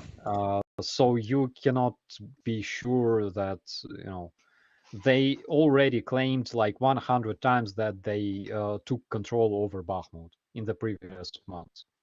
Yeah. Every single day. That's one of the things that leaves me confused, curious, bewildered, is that the Russians really were winning the PR war through, manipulation of politicians, funding, anti-government groups, all that stuff that they've been doing for so long. They were winning. And if they just quietly kept that up, they probably wouldn't, have been counterable. They would have just won everything. But instead, they felt they had to prove how manly they were by attacking with their military forces. And I just, every time I think about this, it's like his background, Putin's background is espionage. He had to know how successful they were being. Why the hell did he feel compelled to launch an attack? Because you never know how a war is going to go. It's like rolling the dice. Are you going to get lucky today or not? You don't know. Yeah, Russia- absolutely. I think that this war will bury this terrorist state for real. Like his Oh, yeah. decision, it will bury Russia for real. Regarding their propaganda, I completely agree with you because currently Bakhmut and situation around Bakhmut doesn't make me worried much. What makes me worried is situation in Europe. Because again, Putin is trying to use protests and opinion makers, and why it makes me worried is because I see increased activity in this area. So that's one thing. And prior to this, the situation, like social and political situation in Ukraine, it was something that was making me concerned constantly because we had multiple, let's say, movements, multiple parties in Ukraine that were not, they were not like bad. I mean, if I had a choice and if they were running like places in the government, I wouldn't care which one to vote for. Absolutely. Because those are pro-Ukrainians, those are pro-Ukrainians, but they were fighting each other all the time, and when you start digging, like why they were fighting, you always find some dumbass from like Moscow who either moved to Ukraine or changed his citizenship or whatever, but he's always there. I talked to so there is in Ukrainian Muslim Center here in Kiev. There is a girl. She's my good friend, and she's running organization for protecting rights for Muslim people in Ukraine. And she told me that one time in a Telegram channel, it was prior to the invasion. In a Telegram channel, they found so there was one far right group in Ukraine that you remember in, I think it was in New Zealand, there was a shooting in the mosque. Was it in New Zealand? I remember. Yes. Yes, it was. Yes. Yeah. Yeah. So those assholes started like openly supporting that terrorist, that murderer, for shooting Muslims. And this girl, she notified police and she notified the security service of Ukraine regarding them, and she received a feedback from them. So basically, they told her that they were watching them for quite a while because one of their leaders that has the biggest influence on those people that are members of this group, he's Russian actually, and he's been controlled from Moscow directly, and they have evidence of that. Oh, yeah. I mean, they know that the vast majority of far right ultra nationalist groups throughout the European Union are receiving at least some funding from Moscow. It's been going on for decades. Absolutely, as well as ultra left people, people who admire Moscow for like communism and Bolshevism and things like that. Same thing. Your far left Actually, is still far right, so yeah, basically there is absolutely no difference between them, because if you take a look at what happens in Europe currently, all kinds of far left and far right people supporting Russia. So it's clear. Yeah. There I've got. was a. I was going to Okay. mention the base was run by a terrorist group in America was run by a Russian citizen. It was called the base. Wow. It no end with these guys. I got a few shouts to get caught up on here because we are getting a little bit short on time here. So Stephen Walsh been a member for a couple of months. I noticed when he put the member message in, it said, "Oh, you got a new member." No, I don't know. It screwed up the message there. Sorry, Stephen. Love the Shills. Great work, and we love having you around, Stephen. We definitely notice when you're here. It is not unnoticed. Thank you very much. We had CF Beauty donated through Super Chat. Adding to Aaron's donation, send 2 more Russians to retirement. Slava Ukraini. Oh, I love it. I love it. And then Didi Lachuga. I know I probably screwed that up. Sorry, but great super chat there. $10 into the fund for the drone fund from an LSA member. Hey, cool. Nice to have you over. I see a lot of the LSA brothers in the chat. We love you, Operator Starsky. Yeah, we always see the LSA group here quite a bit, and we definitely love having you. Thanks so much for the super chat too. And then we had Silver Earth donated $35 for making orcs better people and protecting us from the Rusky mirror. Slava Ukraini. Oh, great shout, Silver Earth. Thank you. Where's the button? There it is. Okay. Sorry about that. I don't know. Just Streamlabs isn't working for me today. I'd give it a slap, but it's just this digital crap, so there's not much I can do. And I think I can actually pronounce this one. Genevieve La donated $100. What an amazing shout out. Let me make sure that button gets triggered. Thank you very much. The Russian people are one of the most traumatized, soulless, and sickened species, in quotes, on the planet. They literally have no ability for personal or collective insight, empathy, or taking responsibility for anything. Such a result can only lead to sociopathy, right? And I can't fault anything you said there. That's an amazing donation and shout out, and that's going to really push the little fund forward too. So thank you very much. Good words, right, guys? Wow. Yeah, absolutely. Always happy to see our allies in the chat. I used to say that Ukraine. It's what we used to say, that Ukraine is a big village, where everybody knows everybody. And same with the internet, basically. Everybody in the internet knows everybody, especially now when we are all united around Ukraine. Mm-hmm. Yeah, it's awesome. We just had another one come in there. If I can somehow get my act in gear and pull it up. What the heck? There we go. This is from, I love the username. This is always good when we get one from Putin will hang in the middle of the Kremlin. Donated $15 through Super Chat with the big strong arm, UA, and the hearts. I'll throw in Slava Ukraini just to give it a little bit more screen time recognition and action. Thank you. Yes, he definitely would look so good hanging in the middle of the Kremlin.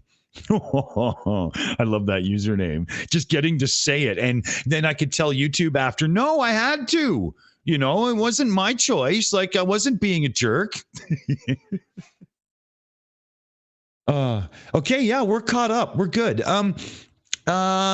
We've got maybe 5 minutes or something. So let me just grab an extra couple of questions here from the chat for everybody. What do we got here? OG Guy 1234.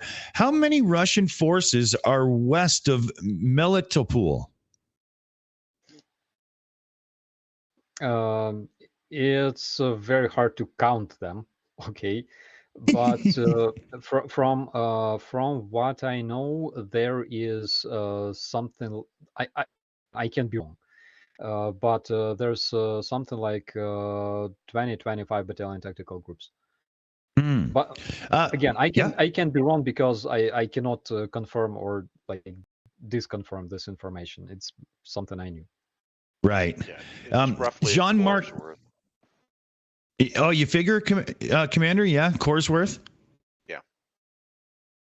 Jean-Marc Paganal had asked, member for 6 months again, so thank you there. Sometimes those member numbers are completely wrong because of renewal oddities and shit. But anyway, member of the Shills family, so thank you for that. Can you ask Starsky about ZNPP? Is there danger of nuclear meltdown? I know IAEA were concerned.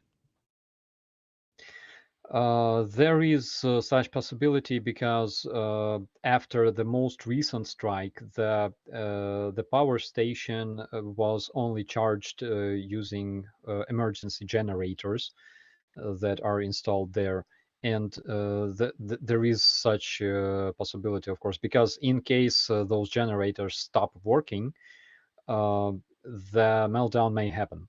Absolutely. Yeah. That's why IAEA were so much concerned. That's scary shit. Like the word meltdown, you don't just say that casually. That's serious. I have a follow-up to that. The Russians have been draining the reservoir. Is there a danger that the cooling pond will dry out or at some point need to be refilled with pumps? Because I know the cooling pond is higher, but it's been filled. At the Chernobyl power station, there was an underground reservoir. I'm not sure if there is such a reservoir in Zaporizhia power station. Could be, because I remember when this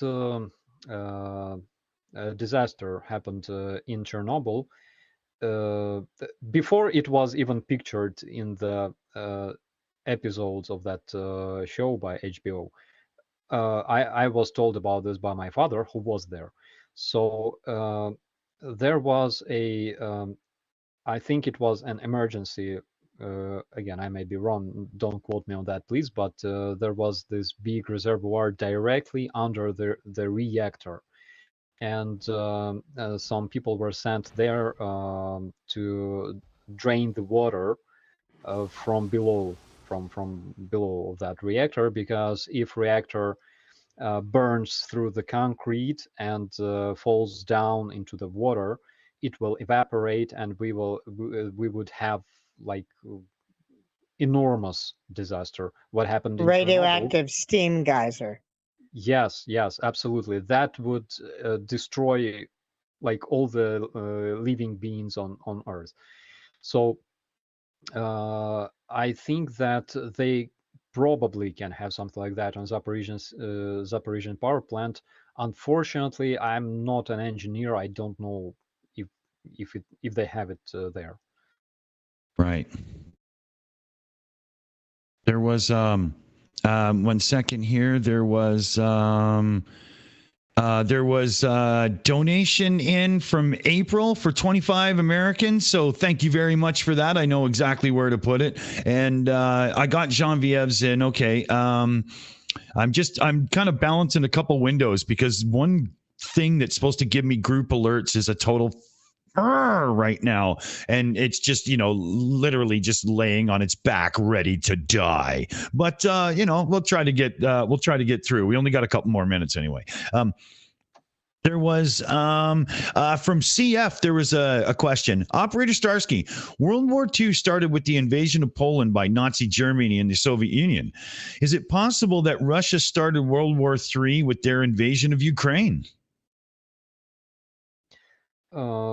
I think that the World War already started. And the reason for that is because majority of countries that we have in the world, they already support Ukraine against Russian terrorists. So in my opinion, at this stage, this war looks like this. Can it change its shape? I bet it can, because we survived 1 year ago. We saw how it can look like, when like all your life you're living in a peaceful country, in a civilized country, using like living a life of a normal European person, okay? And at some point your life changes completely. Everything that surrounded you just burns, and people die in big numbers, and this makes you a bit more sober, you know. So I hope that people who support you, they sobriety, and keep supporting Ukraine, because I don't want what happened in Ukraine to happen to their countries, and it can happen. And I'm sure they don't want that as well. I hope that it all finishes, it all ends in Ukraine, but even more than that, I hope that it will end in Kremlin. Yeah. I would Super chat. contend that. Oh, sorry. I Go was gonna ahead. say, I would contend that the war started, World War III started back in the 90s, when you started having the Russians trying to re-secure all the former Soviet Union borders and deal with the unrest and ethnic separatists in their former empire. I mean, you starts with Chechnya, I think, and then you have the invasions and wars that go on, sponsored by the Russians down in the Caucasus region. I think Ukraine is merely mid-stage to this much larger war that we aren't viewing in a true context. We're looking at Ukraine as a separate, self-contained thing, and I don't think really is. I think it's a much larger thing that the Russians have been doing, and they've been doing a good job via propaganda of keeping all of these little separate campaigns as separate from a much larger war. Yeah, absolutely. I hope that the number of people supporting Ukraine will always be bigger than the number of those who call for peace and for death of Ukraine. Because, guys, those people that say this bullshit that we have to stop supporting Ukraine with weapons so they could defend themselves and just die, I think they are full of shit, and I honestly despise them, even though like freedom of speech and yada yada. But my respect to those specific people's freedom of speech is buried in the grave of Bucha, Yeah. And I despise them so much because Ukrainians will not die. It's very hard to kill all Ukrainians. Russians tried it multiple times already during our history. Didn't help them. The result always was opposite. Some empire would always die, but Ukrainians were still there. And, those people, they're so full of shit. They say that they support peace, but at the same time, I wonder how many protest actions against invasion they even attended in their lives. Yeah. I bet zero. And literally what they want is just for Ukrainians to die, because Ukrainians are bringing so many troubles to their comfortable bubble surrounding them. Very true. Operator Starsky, what are your? I've noticed this with Georgia and the protests and the foreign registry laws and the pro-Russian politicians who are pushing them. And then in Florida, similar laws with someone who has basically said that he doesn't give a about Ukraine. When you were during the Maidan protests. Wasn't it the trigger that Yanukovych was basically passing laws to restrict everyone's freedoms even more than they were? Explain the catalyst for it. I'm sorry about, going down this road, but. Yeah, absolutely. Why it was important to me, because basically I worked for such organization, because previously I worked for the World Bank Group, for the office that was responsible for our activities in Ukraine, Moldova, and Belarus. And I worked for the projects of the United States Agency for International Development. And eventually, because I started my career as a communications person in those projects, and eventually they were almost like turned into outlaws, in Ukraine by Yanukovych, because Yanukovych was influenced by Russians, and basically he was controlled by Russians. Okay, that's why it was so nasty, in my opinion. Again, Georgia is a very difficult topic, because Georgians were always very, very close with Ukrainians. Our nations were always helping each other since I don't know, many years, maybe centuries. We were very, very close. Ukrainian volunteers fought for Georgia during this Russian invasion into Abkhazia. Basically, they used those people they call peacekeepers that were used as invading force to separate Abkhazia from Georgia, just the way they did in Donbass, exactly the same way. And Ukrainian volunteers were fighting for Georgia. 7 Ukrainians heroically died there. And Georgians are now currently fighting for Ukrainians. Their volunteers are in our army, fighting shoulder to shoulder with Ukrainian soldiers. But like, what happened to Georgia eventually? Like, why they have pro-Russian government? Why they have so much pro-Russian influence there? It's so the answer is very simple.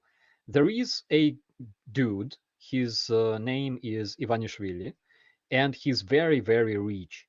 And the reason he's very, very rich is because he has most of his business in Russia.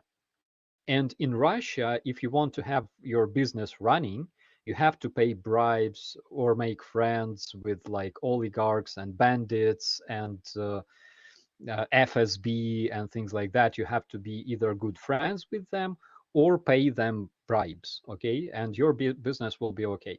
And Ivanishvili was enormously rich. He is. And in 2010,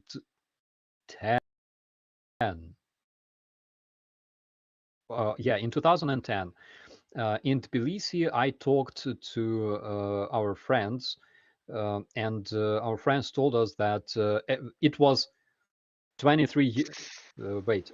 years ago, quite a period of time. 13 years That ago. is 13 years ago. And it was just 2 years after Russian invasion into Georgia, when they occupied South Ossetia, right? So Georgians were very, very against Russians, like, against Russian influence, basically like us Ukrainians nowadays. A lot of them lost their lives, right? And they were hit by Russian cruise missiles, as well as Ukrainians right now. So back then, nobody knew much about Ivanishvili, other than he is very rich and he's paying a lot of money to people. So what I was told was that everybody loves Ivanishvili because he is in his village. He pays pension to old people, so older people receive pension from the government, and Ivanishvili additionally gives them pension. Every time a couple gets married in that village, he gives them a lot of money and gives them like huge presents and houses and cars and stuff like that. Also, Ivanishvili built a big church in the middle of Tbilisi, in the downtown. And that church is able to accommodate like 5,000 people. So this this would not work in Ukraine, right? Because Ukraine is a second largest country in Europe. But it works perfectly well in Georgia because Georgia is a small country.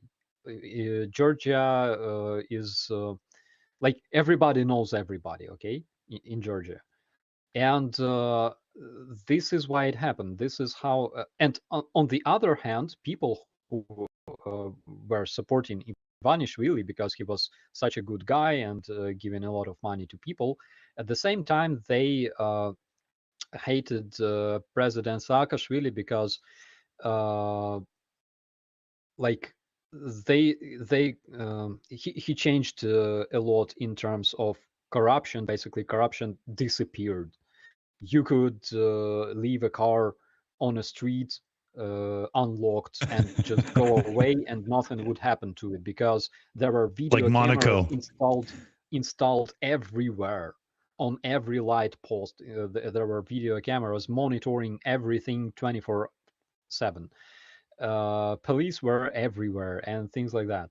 So this country became very, very safe. At the same time, because it was post-revolutionary country, they had a lot of problems like us Ukrainians had after the Revolution of Dignity, when Yanukovych fled to Russia together with the annual Ukrainian budget in his pocket. Okay, our prices, our prices increased, our salaries not much, and things like that. It was the same in Georgia. In Georgia, policemen had, oh my god, like between 200 and 400 bucks monthly. Okay, but it was a stable salary. Even though it was a small salary, but you were sure that you would receive it every month. And gradually, this economical situation and social situation in Georgia increased and stabilized and things like that. But this period was painful. And people didn't like President Saakashvili, the reformer, who united a big team of reformists around him because of this uncomfortable period. Same was with Ukraine, absolutely the same thing. Back in 2014, 2015, like the prices were so much incredible, but everything stabilized.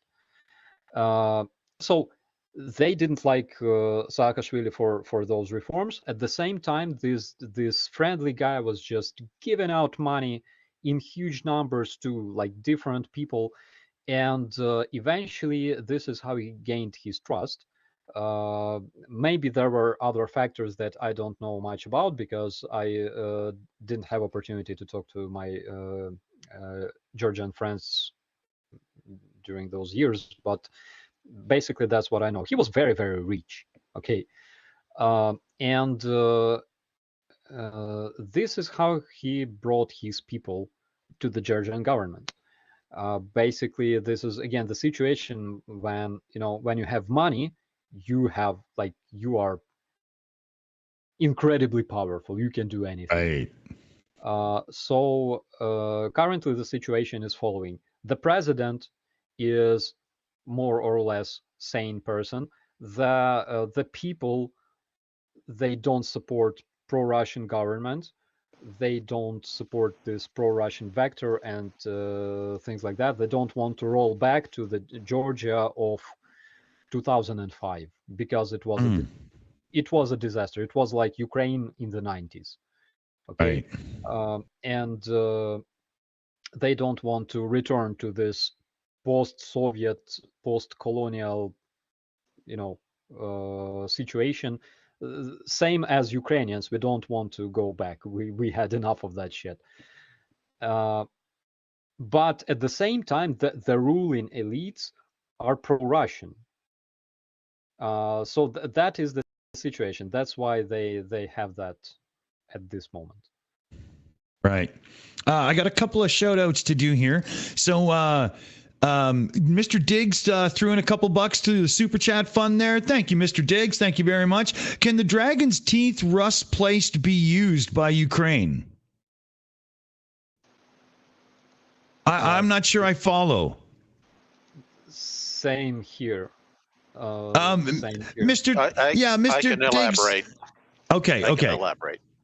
So there was in the mid-autumn a move by the Russians where they were bringing in prefabricated pillboxes, anti-tank pylons. That's what a dragon's tooth is. And they were trying to line the borders of the occupied or controlled oblasts so that the Ukrainians couldn't retake them. And to some extent, yes, that's a two-way weapon, these dragon's teeth. It means the Ukrainians can't drive tanks into the occupied oblast without clearing paths through the obstructions. Similarly, it means the Russians can't drive tanks out of those oblasts without clearing those obstructions away. That's, I think, what he's asking. Yeah, so basically the them will be after Ukraine is free free from Russian invaders, we can just use them on our borders. And oh my God, I can imagine those borders in the future. Yeah, but first thing I thought about, like when I heard dragon's teeth, was something related to Harry Potter. I thought he meant the dragon that comes up, Fluffy. Here, I'll trigger Fluffy again. There. I was like, how does that fall into place? But Commander McMillan saves the day again. It's happened more than once. Level 70 donated $6.99 there into the chat fund. How will Ukraine remove the Russians at the ZNPP during their offensive? So I think that literally besieging the Zaporizhzhia nuclear power plant will be enough to eventually get rid of them. It will be very, very stupid to attack and infiltrate a power plant full of Russian troops and their tanks and stuff like that. But they want to eat, right? They need to eat something and drink something. So I think that literally cutting them off from their main troops will be enough to eventually just have them give up. So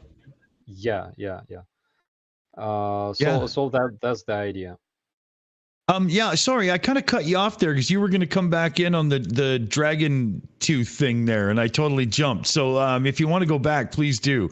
And then I totally screwed that up. Sorry. There was a donation in direct from Michelle as well, $27 into the fund. So thank you, Michelle. There, awesome.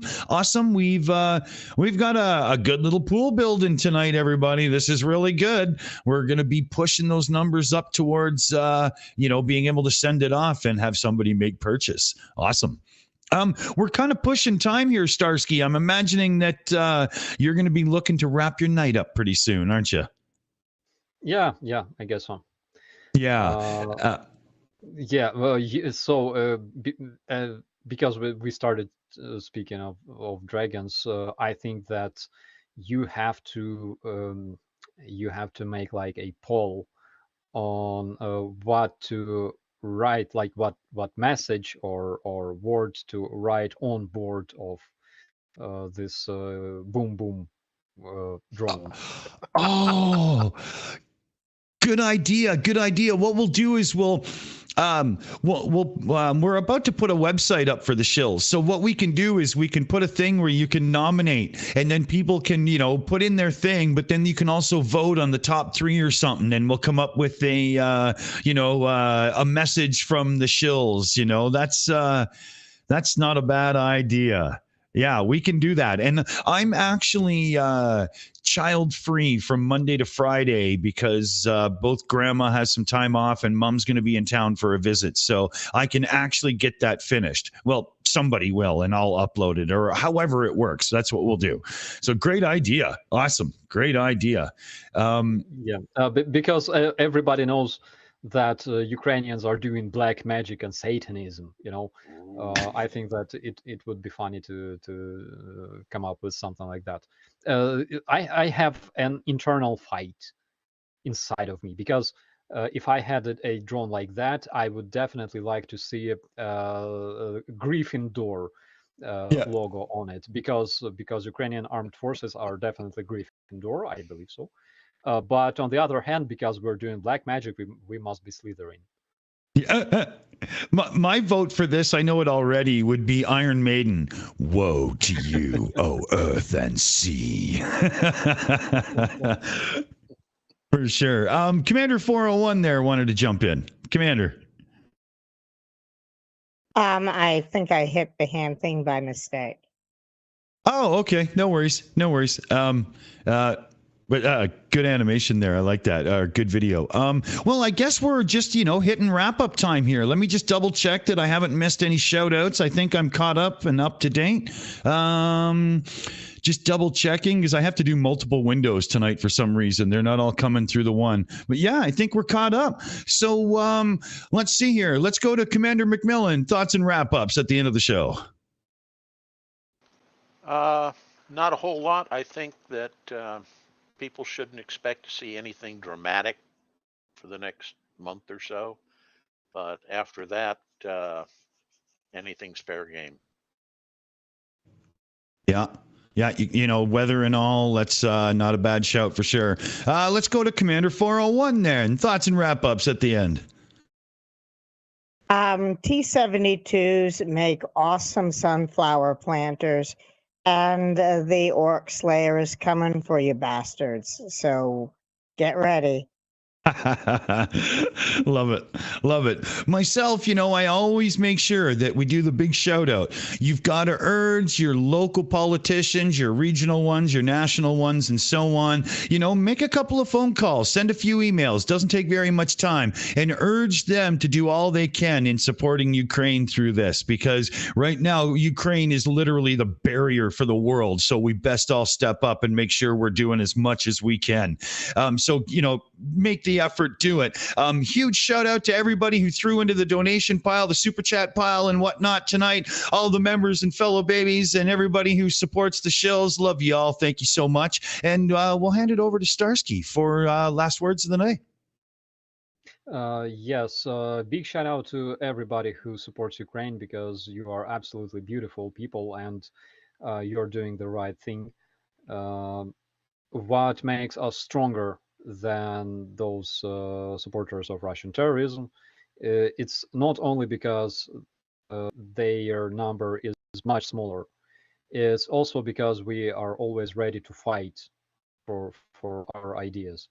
And this is why I respect you so much, and I'm so grateful for supporting my country. Good words, buddy. Good words. On that note, remember, everybody, do what you can. Make the phone calls, bug the politicians, bug anybody you can for the extra support. We'll do the same, and hopefully we'll be meeting up on a show like this very soon where we're celebrating the end of this absolute nightmare and Ukraine stands strong and free again. Take care. Thanks for joining us. See y'all soon. Slava Ukraini.